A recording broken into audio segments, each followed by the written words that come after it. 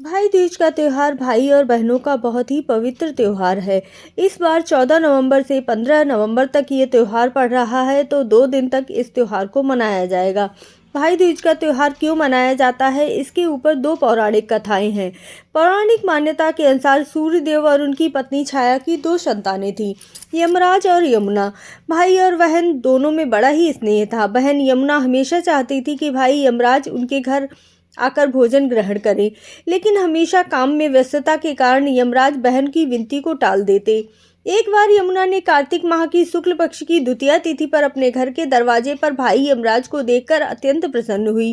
बहन यमुना ने बहुत ही प्रसन्न मन से भाई यमराज को भोजन करवाया। बहन के स्नेह और प्यार को देखकर भाई यमदेव ने वर मांगने को कहा। तब यम ने वरदान के रूप में यमराज से यह वचन मांगते हुए कहा कि आप हर वर्ष कार्तिक माह के शुक्ल पक्ष की द्वितीया तिथि पर भोजन करने आए। साथ ही इस तिथि पर जो बहनें अपने भाई को टीका लगाएंगी और उन्हें भोजन आदि करवाएंगी, उन्हें आपसे कभी कोई भय न हो। तब यमदेव ने बहन यमुना को यह वरदान देते हुए कहा कि आगे से ऐसा ही होगा। और तब यमुना ने एक नारियल अपने भाई यम को भेंट किया। तब से यह परंपरा चली आ रही है कि हर वर्ष जो बहनें अपने भाई के माथे पर तिलक लगाती हैं, उन्हें भोजन करवाती हैं, उन भाइयों को कभी भी यमदेव का भय नहीं सताता है। दूसरी जो कथा प्रचलित है वो श्री कृष्ण भगवान की है। जब श्री कृष्ण भगवान नरकासुर का वध करके द्वारिका वापस आए, तो उनकी बहन सुभद्रा ने उनका काफ़ी अच्छे से स्वागत किया, उनके माथे पर तिलक लगाया और उनकी लंबी उम्र की कामना की। इस पर भगवान श्री कृष्ण बहुत खुश हुए और उन्होंने अपनी बहन सुभद्रा को वरदान दिया कि प्रत्येक वर्ष मैं तुम्हारे यहाँ आऊँगा और तुम इसी तरह मुझे अपना समय देना। तभी से भाई दूज मनाने की परंपरा शुरू हुई है। अब आपको भाई दूज का त्यौहार कैसे मनाना है ये भी जान लीजिए, क्योंकि जो भी कार्य विधि पूर्वक किया जाता है तो उसका फल ज़्यादा ही प्राप्त होता है। अगर आपको मेरी वीडियो पसंद आ रही है तो चैनल सब्सक्राइब ज़रूर कर लीजिएगा और वीडियो को अंत तक देखिएगा। भाई दूज मनाने के लिए सर्वप्रथम भाइयों और बहनों को अपने शरीर पर तेल की मालिश जरूर करनी चाहिए। एक यही दिन होता है जिस दिन तेल लगाया जाता है, और फिर गंगा में या जमुना में स्नान कर सकते हैं। अगर संभव ना हो तो सामान्य जल में ही स्नान कीजिए और उसमें थोड़ा सा गंगा जल मिला लीजिए। इसके बाद भाई बहनों को नए कपड़े धारण करने हैं।